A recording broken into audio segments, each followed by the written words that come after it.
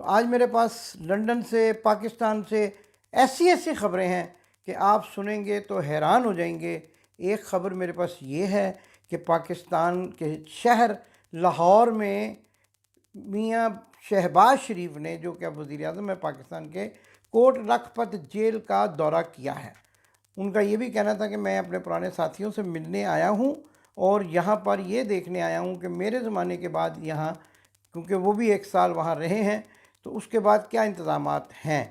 لیکن اب وہ وزیر اعظم ہیں، اب وہ کیوں گئے ہیں، اس کی اصل کہانی میں آپ کو بتاؤں گا۔ بہانے تو وہ یہ لگا رہے ہیں کہ میں اپنے پرانے دوستوں سے ملنے آیا ہوں، جبکہ ہماری اطلاع کے مطابق جتنا عرصہ میاں صاحب سیل میں رہے ہیں کسی سے ملے ہی نہیں، کیونکہ ان کا سیکیورٹی کا معاملہ ایسا ہوتا تھا کہ اپنے مشقتی کے علاوہ یہ کسی سے نہیں مل سکتے تھے۔ لیکن کہانی کیا ہے؟ وزیر اعظم پاکستان کو وزارت عظمیٰ کا حلف اٹھائے ہوئے ابھی چند ہی روز ہوئے ہیں، تو کوٹ لکھپت جیل کا دورہ کرنے کی کیا وجہ سامنے آ گئی؟ تو وجہ جب میں آپ کو بتاؤں گا تو آپ بھی حیران اور پریشان ہو جائیں گے۔ میاں بیمار شریف کا یہ پلان تھا کہ وہ اپنی فیملی کے ہمراہ جدہ جائیں گے، عمرہ ادا کریں گے اور وہاں سے پھر وہ پاکستان جائیں گے۔ اب معاملہ یہ ہے کہ چونکہ میاں بیمار شریف پاکستان کی عدالتوں کے مفرور ہیں،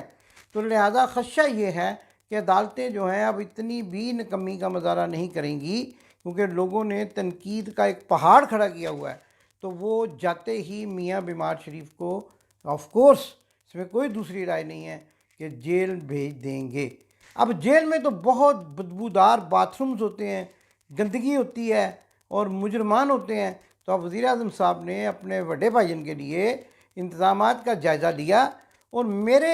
وہ والے مصدقہ ذرائع بتا رہے ہیں جو اس دورے میں ساتھ تھے، رپورٹنگ کر رہے تھے، انہوں نے بتایا کہ 5 سٹار ہوٹل سے بھی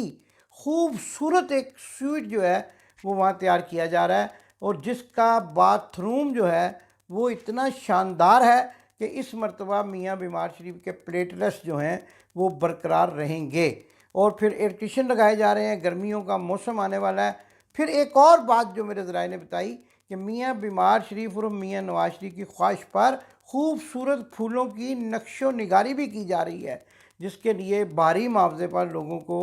ہائر کیا گیا ہے، اور یہ کمرہ ایک ایسا نظارہ پیش کرے گا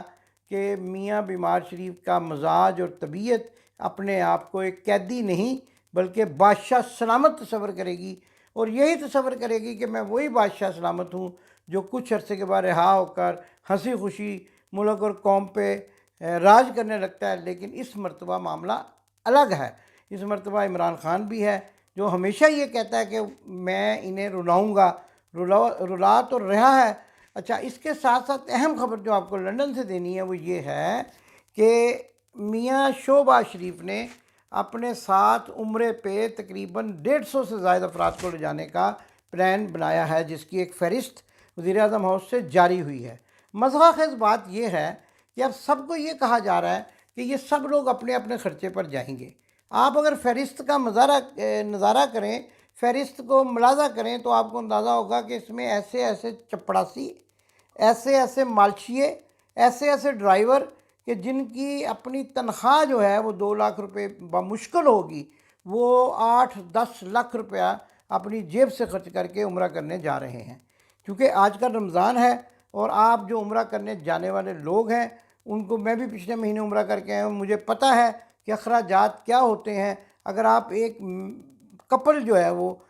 10 سے 15 دن کے لیے جائیں تو آپ کے 4 سے 5 ہزار پاؤنڈز، یعنی کہ تقریباً 12 سے 14 لاکھ روپیہ پاکستانی خرچ ہو جاتا ہے اگر آپ اچھے ہوٹل میں رہائش اختیار کریں، کھانا کھائیں، ٹرانسپورٹ استعمال۔ اب ان کا معاملہ یہ ہے کہ یہ ایک ایسے ہوٹل میں ٹھہرتے ہیں جس کے بارے میں آج یا کل آپ کو ایک ویڈیو دکھاؤں گا کہ یہ کس ہوٹل میں ٹھہرتے ہیں۔ اس ہوٹل میں اس وقت، آج جب میں آپ سے بات کر رہا ہوں، میرا چیلنج ہے میاں شہباز شریف اور اس کی ٹیم کو کہ لوگوں کو بیوقوف مت بنائیں۔ ایک کمرے کا کرایہ 3,500 پاؤنڈ پر نائٹ ہے۔ اوبرائے لنکا، کسی کو اگر شوق ہے تو اوبرائے لنکا سے فون کر کے ای میل بھیج کر پوچھ سکتا ہے۔ ایک کمرے کا کرایہ 3,000 سے 3,500 پاؤنڈ سٹرلنگ، جو کہ پاکستان کی کرنسی میں 12 سے 14 لاکھ روپیہ پر نائٹ بن جاتا ہے۔ اور یہ رمضان کے مہینے میں جو لوگ عمرہ کرتے ہیں ان کو پتہ ہوگا کہ یہ ایک پورا 10 دن کا پیکج ہوتا ہے، اور جس کی جو ہے وہ قیمت انتہائی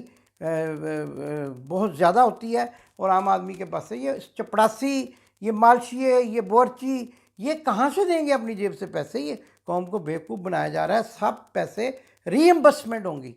ری ایمبرسمنٹ آپ سمجھتے ہیں کیا ہوتا ہے؟ کہ جب آپ خرچہ کر لیتے ہیں تو پھر گورنمنٹ سے ایک بل بنا کر دیتے ہیں اور وہ پیسے آپ کو واپس مل جاتے ہیں۔ اب 5 اسٹار ہوٹلوں میں ٹھہرنا بھی ظاہر ہے، دیکھیں ایک میرے نقطے کو آپ سمجھنے کی کوشش کریں کہ جو نوکر ہے، جو مٹھی چاپی کرنے والا نوکر ہے، وہ تو کسی سراہ میں کسی 3rd کلاس بنگالی کے ہوٹل میں تو نہیں ٹھہرے گا، وہ تو وہ وہی ٹھہرے گا جہاں اس کا باپ،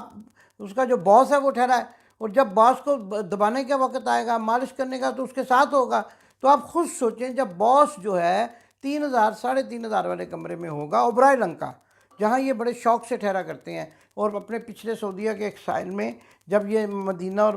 وہاں آیا کرتے تھے زیارات کے لیے تو وہیں ٹھہرتے تھے۔ میں اس کی ویڈیو بھی بنا کے لایا ہوں، میں آپ کو دکھاؤں گا بھی۔ تو وہ وہیں پہ نوکر ٹھہرے گا، اسی ہوٹل میں جب آنا جانا بعد با ملازہ والا معاملہ ہوگا تو یہ 175 افراد کا خرچہ کیا ہوگا؟ دوسری طرف کہا جا رہا ہے جی کمرشل فلائٹ پہ جائیں گے، بھئی اکانومی کلاس کا اس وقت کا ٹکٹ، آج کا ٹکٹ اسلام آباد سے PIA کسی مائی کے لال کو شوق ہے تو وہ جا کر معلوم کر لے، 3.25 لاکھ روپے سے زائد ہے۔ اب جس چپڑاسی کی تنخواہ 2 لاکھ روپے ہے، وہ 3.25 لاکھ کا ٹکٹ اپنی جیب سے کیوں دے گا؟ وہ معذرت کر لے گا، جی میرے بچے ہیں، عید منانی ہے، کپڑے لانے ہیں، اور میں کیوں جاؤں آپ کے ساتھ عمرہ کرنے؟ جبکہ عام دنوں میں عمرہ 21 دن کا پیکج 1,80,000 2,10,000 روپے پاکستانی میں آسانی سے ہو جاتا ہے، جس میں ہوٹل کی رہائش، ٹرانسپورٹ اور ٹکٹ شامل ہوتا ہے، کھانا پینا بھی کئی دفعہ شامل ہوتا ہے۔ کہ کون پاگل بنا رہے ہیں نا قوم کو،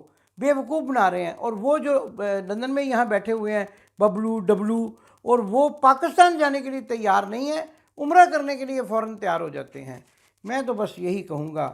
کہ 777 جہاز جو بوئنگ ہے اس کو لے کر جایا جا رہا ہے۔ عام آدمیوں کے لیے، عام زائرین کے لیے ایسے جہاز لگائے جاتے ہیں جن کی کھڑکیاں کھڑکڑ کھڑکڑ کر رہی ہوتی ہیں، جن کے اندر ٹوائلٹ ٹوٹے ہوتے ہیں، لیکن جناب وزیر اعظم اور ان کے دوستوں کے لیے، ان کے ملازموں کے لیے، ان کی فیملی ممبرز کے لیے، مامیاں، چاچیاں، پھوپھیاں، تائیاں، بھرا دی تھی، بھرا دا پتر، بھرا دا ماما، بھرا دا سارا، یہ سب لوگ جا رہے ہیں، اور ان کی خدمت کے لیے پاکستان کا سرکاری عملہ جا رہا ہے۔ ملٹری سیکٹری پھوپھی کی خدمت کرے گا، ADC جی جو ہے وہ مامے کی جو ہے وہ کرے گا، چاپا کیا کہتے ہیں اس کو، چاپی کرے گا، مٹھی چاپی کرے گا۔ ADC جو ہے وہ مٹھی چاپی کرے گا، اور ملٹری سیکٹری صاحب کے پاؤں دبائے گا۔ یہ حال ہو گیا پاکستان کی فوج کا باجوہ صاحب کی قیادت میں۔ باجوہ صاحب اب آپ کے لوگ جو ہیں پرائم منسٹر صاحب کی مٹھی چاپی کیا کریں گے، اب آپ کے لوگ جو ہیں پرائم منسٹر کی ٹانگیں دبایا کریں گے۔ اور پھر دیکھیے، میں یہاں ایک واقعہ سنا کر آپ کو حیران کر دوں گا اور اپنے پروگرام کا اختتام کروں گا کہ ایک بہت بڑے سینئر بیوروکریٹ شہاب نامہ جنہوں نے کتاب لکھی، قدرت اللہ شہاب، وہ جب جنرل ایوب خان کے زمانے میں وہ ایک بہت بڑی پوسٹ پر تھے، تو جب وہ عمرہ کرنے کے لیے گئے تو ان کے لیے مسجد نبوی خصوصی جو ہے وہ کھلوائی گئی اس وفد کے لیے، تو وہ وہاں نہ گئے۔ اگلے دن ان کے کسی ساتھی نے پوچھا کہ جناب آپ کل جب مسجد نبوی خصوصی طور پر، یہ تو کبھی کبھی کھلتی کسی خوش نصیب کے لیے، تو آپ وہاں موجود نہیں تھے۔ تو انہوں نے کہا کہ دیکھیں یہ کیسے ممکن ہے کہ میں وہاں جاؤں، یہ کیسے ممکن ہے کہ میں اپنی غلاظت کے ساتھ خصوصی طور پر میرے لیے مسجد کھلے اور میرے اعمال جو ہیں وہ اس بات کا ساتھ نہ دے رہے ہوں کہ میں نبی پاک صلی اللہ علیہ وسلم کے سامنے جا کر ان کا سامنا کر سکوں۔ لہٰذا میں نے یہ نہیں مناسب سمجھا کہ میں کوئی بھی ایسا عبادت یا عمل نبی پاک صلی اللہ علیہ وسلم کی ذات کے سامنے کروں کہ جس سے ان کو یہ محسوس ہو کہ میں کوئی خصوصی شخص ہوں۔ میں تو ایک عام غلام رسول ہوں، اور وہ بھی غلامی رسول اگر نبی پاک صلی اللہ علیہ وسلم قبول فرما لیں تو ان کی مہربانی ہے۔ یہ کہہ کر انہوں نے اس دورے سے سارا عرصہ، جتنا عرصہ وہ دورہ رہا، اپنے طور پر عبادات کی اور علیحدگی اختیار رکھی۔ یہ کردار کی بات ہے، لیکن یہ کس کے پاس ہوگا کردار؟ جو امریکیوں کے ایماں پر जो अमरीकियों से शाबाश लेकर, जो अमरीकियों से डॉलर लेकर